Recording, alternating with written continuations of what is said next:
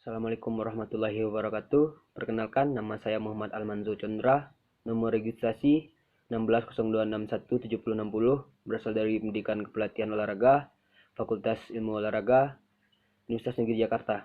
Di sini saya akan membahas tentang mineral, tugas dari ilmu gizi kelas sesi Senin jam 8.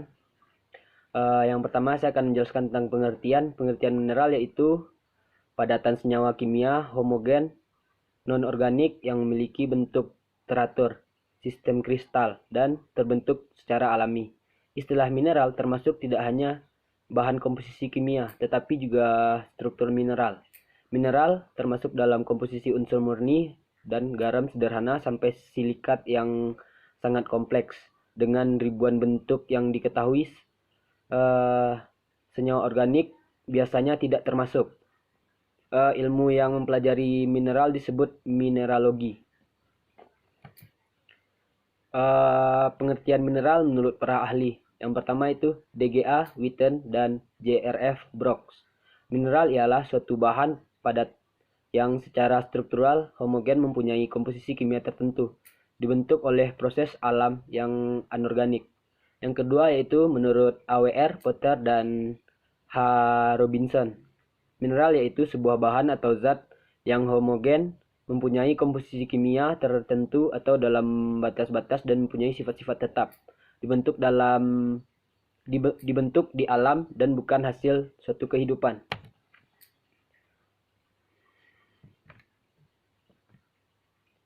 Jenis-jenis mineral yaitu mineral makro dan mineral mikro. Mineral makro terdapat yaitu yang pertama fosfor. Fosfor merupakan satu dari 4 jenis makromineral. Dalam tubuh, zat ini memiliki fungsi penting sebagai komponen pembentuk enzim dan sel. Selain itu, mineral ini juga berperan penting dalam menjaga kesehatan tulang dan mengoptimalkan metabolisme tubuh. Idealnya, tubuh membutuhkan asupan fosfor tidak kurang dari 700 mg per hari. Beberapa makanan yang menjadi sumber fosfor yaitu daging ayam, ikan, dan sapi. Yang kedua, kalsium. Kalsium merupakan mineral yang memiliki banyak peran penting dalam kesehatan tubuh. Selain menjaga kepadatan tulang, kalsium juga berperan dalam pembentukan darah saat luka, mengaktifkan beberapa enzim penting dalam tubuh, dan bahkan dapat mencegah preeklamsia.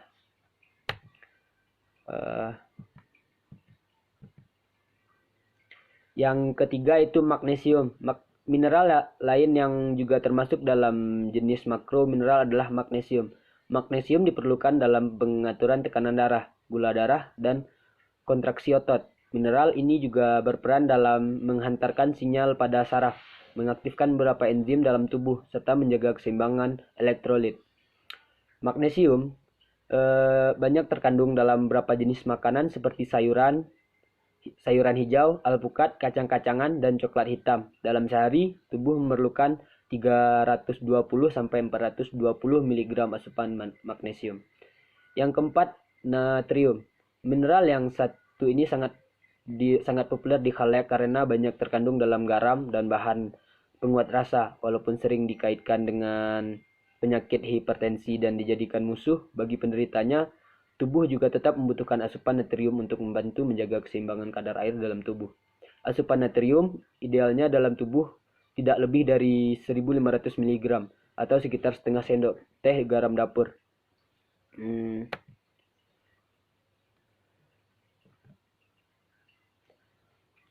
Jenis mineral yang kedua yaitu mineral mikro. Mineral mikro yang pertama yaitu iodium.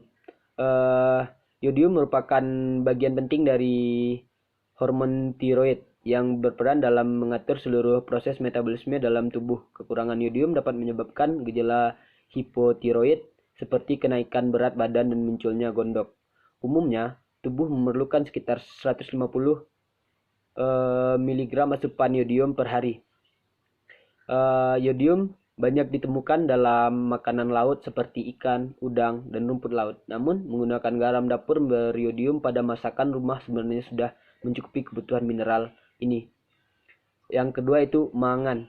Mangan memainkan peranan penting dalam tubuh, yaitu meregenerasi sel darah merah, membentukkan tulang, dan melancarkan siklus reproduksi.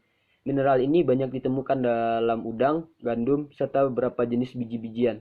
Idealnya, tubuh orang dewasa memerlukan sekitar 2 mg asupan mangan per hari.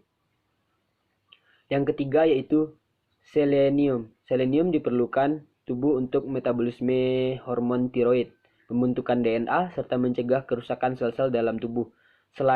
Selenium banyak terdapat dalam daging ayam, ikan, kacang-kacangan, dan biji-bijian. Sesuai dengan jenis yang diperlukan yang merupakan mikromineral, tubuhnya hanya membutuhkan asupan selenium sekitar 55 mcg per hari.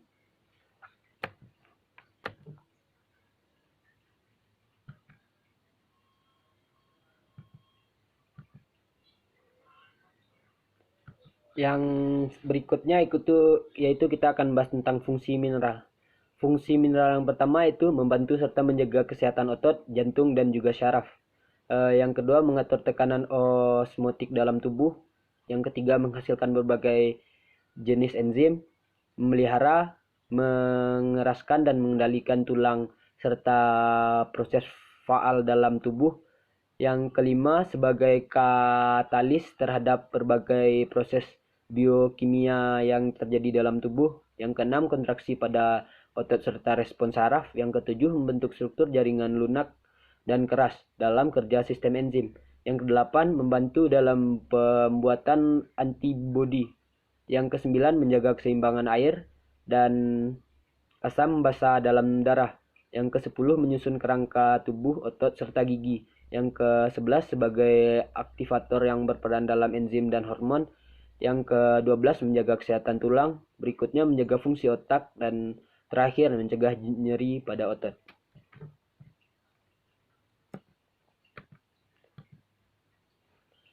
Mineral bisa kita peroleh dari makanan dan minuman yang kita konsumsi. Adapun beberapa bahan makanan yang merupakan sumber mineral antara lain kalsium seperti telur, susu, dan produk olahan termasuk keju, yogurt, tahu, ikan, kerang, ikan teri, kacang-kacangan, dan sayuran.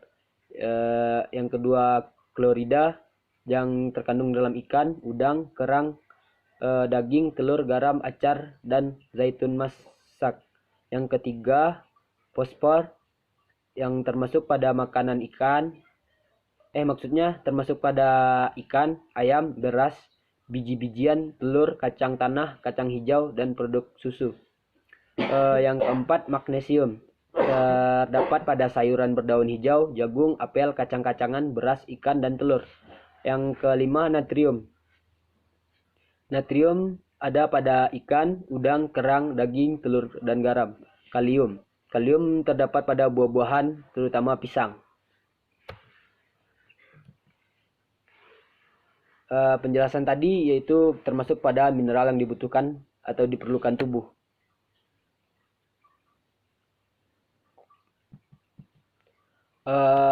Poin berikutnya itu jika tubuh kita kelebihan dan kekurangan mineral akan menyebabkan kejang, apatis, dan kehilangan nafsu makan. Yang kedua dapat terjadi setelah muntah, diare, keringat berlebihan, dan diet rendah natrium. Muntah-muntah, diare kronis, dan keringat berlebihan. Kurangnya protein menghambat pertumbuhan. Hal ini dapat dipicu jika tubuh kita kelebihan dan kekurangan mineral. Sekian pembahasan mineral dari saya. Jika ada yang salah mohon dibetulkan. Terima kasih. Assalamualaikum warahmatullahi wabarakatuh.